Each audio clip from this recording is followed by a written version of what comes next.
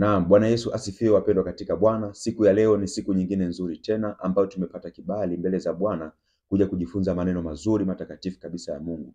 Na siku ya leo tutajifunza somo moja zuri sana, linasema maisha mapya ya Mkristo au maisha mapya ndani ya Kristo. Ukisha kuwa umempokea Yesu Kristo mpendwa, maisha yako yanatakiwa yaumbike, yawe mapya kama jinsi Kristo alivyo au tamaduni yake Kristo alivyo, ndivyo nasi tunatakiwa tuwe hivyo kwa njia ya imani. Amina. Kwa njia ya imani. Anasema katika Waefeso 3 mstari ukisoma wa 17 mpaka ule wa 19, Biblia inasema kwamba Kristo akae mioyoni mwenu katika imani. Amina.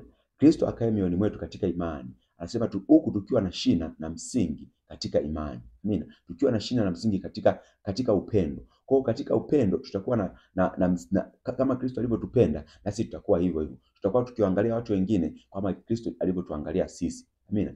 Anasema huku tupate kufahamu jinsi ilivyo upana, kimo, umbali na kina cha kumwendea Yesu Kristo. Tutajua pamoja na watakatifu wengine kwamba kwa kuwa sisi tumebadilika, maisha yamekuwa mapya ya Kristo, basi tutapata kujua umbali na kina na urefu ambao wa kumwendea Mungu, jinsi ambavyo Mungu alivyo. Amina. Anasema na kupata ufahamu katika upendo wa Kristo, jinsi ulivyo mwingi kwa ufahamu kupita vitu vyote. Amina.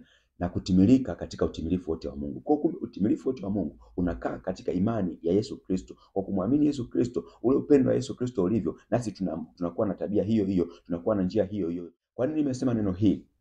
Wapendwa katika Bwana, mtu yoyote ambaye akishampokea Yesu Kristo, lazima kuna kitu lazima akipitie. Basi bila kupoteza wakati, tunaendelea mbele. Kwa majina yangu naitwa Brian Frenki. Napenda nikukaribisha katika channel yetu hii ya Trust the Gospel. Kama hujasubscribe, unaweza ukasubscribe ili uweze kupata video hizi mara kwa mara pindi tunavyoziweka. Katika ile Yohana 12, ule mstari wa 24 mpaka 26, anasema amini amini nawaambieni, ni hakika nawaambieni, anasema chembe ya ngano isipoanguka katika nchi ikafa, itabaki hali hiyo peke yake. Anasema chembe ya ngano isipoanguka katika nchi na kufa, itabaki katika hiyo, lakini ikifa huzaa matunda mengi. Amen. Anamaanisha kwamba mbegu haiwezi kuota isipokufa. Kwa hiyo ili sisi tuweze kuwa Wakristo tuliopendwa na Mungu, lazima kwanza tufe, manake tufe kwa ajili ya dunia, lakini roho zetu ziuishwe kama Kristo jinsi alivyokuwa. Anasema mimi nilipokufa, mwili wangu ulipokufa, ndipo roho yangu ikauisha. Kwa hiyo roho akaenda kuhubiria hata wale roho walio kifungoni. Amen. Kwa hiyo wapendwa katika Bwana, tutakuwa katika utamaduni huo, tutakuwa katika tabia hiyo ya Kristo. Lazima kwanza tufe kwa ajili ya dunia, ndipo tuhuishwe, tuzae matunda mengi, tuweze kuwasaidia watu wengine ambao hawamjui Mungu waweze kumjua Mungu. Mpendwa, ukichukua mbegu ya mhindi ukaipanda, nilifanya research ndogo. Ukichukua mbegu ya mhindi ukaipanda, ile mbegu ya mhindi ni moja tu, lakini ukaipanda, ndani ya ule mhindi mmoja utakuta kuna mbegu zaidi ya 400. Katika ile mhindi mzima ukiwa na mistari ya kawaida, wastani wake mistari 12 mpaka 13.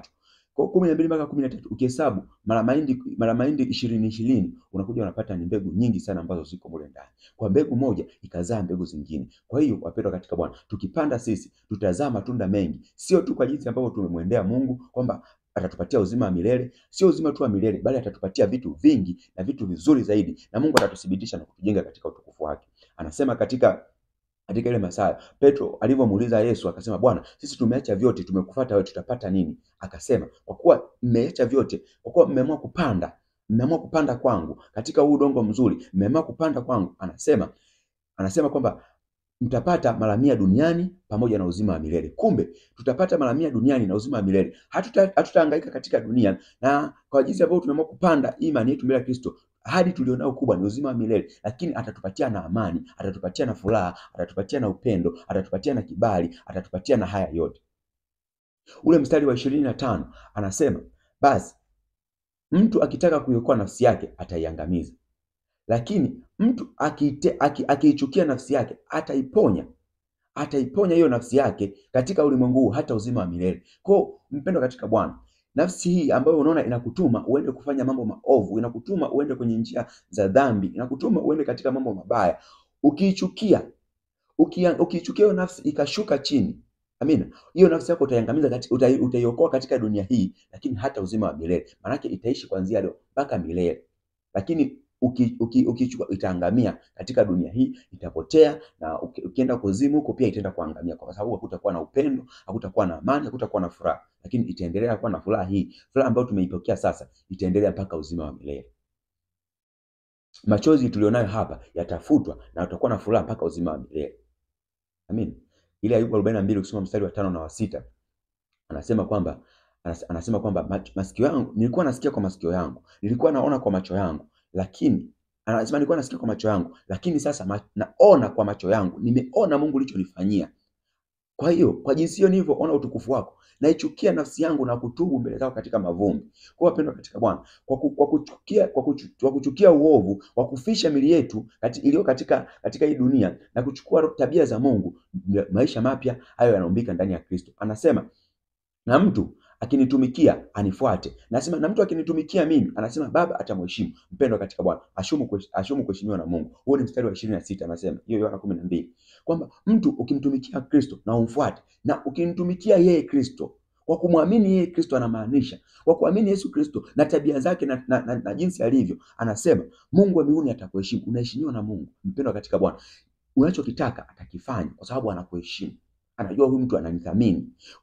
Unachokiwaza atakiheshimu. Anajua kabisa huyu mtu ananithamini. Kwa wapendwa katika Bwana, unakuwa umependwa na Mungu, unakuwa umeheshimika na Mungu, ni jambo la msingi sana. Basi kama maisha yamekuwa ni mapya ndani ya Kristo, tufanyeje sasa? Tufanyeje? Basi anasema katika Wakolosai 3:5 ukisoma mstari mpaka wa 17, anasema basi vifisheni viungo vyenu vilivyo katika nchi, uchafu, uasherati, tamaa mbaya, mawazo mabaya, na hizo ndizo ibada za sanamu, na kwa hayo huja ghadhabu ya Mungu. Anasema na katika hayo tulitembea zamani, lakini yatupeni mbali yote yaliyopo hasira, ghadhabu, uovu na chuki za kila namna, vyote viondoke, tuvitupe mbali. Anasema katika jambo hili hakuna Myahudi wala Myunani, hakuna muungwana wala mshenzi. Anasema hakuna kitu cha namna, bali Kristo ni yote katika yote. Kwa kuwa tumeshakuwa wateule wa Mungu, kwa kuwa tumeshakuwa wapendwa wa Mungu, kwa kuwa tumependwa na Bwana, anasema basi tujivike moyo wa upendo, rehema, utu wema, upendo, fadhili, tujivike vitu hivyo. Amina. Tujivike na kila mtu, na mtu akiwa na jambo lote la kumlaumu mwenzake, amsamehe au aondoe ile lawama ndani yake. Kama Kristo alivyotusamehe sisi, nasi tusamehe wengine vivyo hivyo. Anasema neno la Kristo likae kwa wingi ndani ya mioyo yenu, ili tupate kuwa na ufahamu kama Kristo kama Mungu jinsi alivyoumba ufahamu. Yeye aliyeumba ufahamu alivyo, nasi tuwe hivyo hivyo katika neno na katika tendo. Mstari wa 17, katika neno na katika tendo tufanye yote katika Bwana, huku tukimshukuru Mungu kwa hii zawadi ambayo Mungu ametupatia katika maisha yetu. Basi mpendwa katika Bwana, katika haya yote yatupasa sana watu ambao tumemwamini Yesu Kristo tubadilike, tuvifishe viungo vyetu vilivyo katika nchi, vife kabisa. Ifishe akili yako, ife kabisa. Macho yako yafe kabisa, masikio yako yafe kabisa. Hivi vitu vyote vife, ili tuweze kumtazama Mungu, yeye aliye tunu yetu, aliye nguzo yetu, aliye mwamba wetu, ambaye ni imara. Atatufikisha kwa njia ya imani, anaishi ndani yetu. Kwa njia ya imani tunashinda haya yote. Kwa njia ya imani tunaweza kila jambo. Kwa njia ya imani Mungu anatuthibitisha na kutuokoa katika utukufu wake na neema yake. Basi mpendwa katika Bwana, namuomba sana Mungu wa mbinguni akujalie kibali hiki na neema hii, uweze kuingia, uweze kuamini, na wewe pia uweze kufisha mawazo mabaya, uweze kuifisha tabia mbaya, uweze kufisha uchafu wa kila namna, mwili wako uweze kuondokana na hiyo hali. Amina. Uweze kuondokana na hiyo hali. Basi natumaini video hii imekuwa baraka kwako. Mungu wa mbinguni akubariki sana. Kama hujasubscribe katika channel hii, usubscribe ili uweze kupata video hizi mara kwa mara pindi tunapo upload. Mungu wa mbinguni akubariki. Nikutakia siku njema. Shalom, shalom.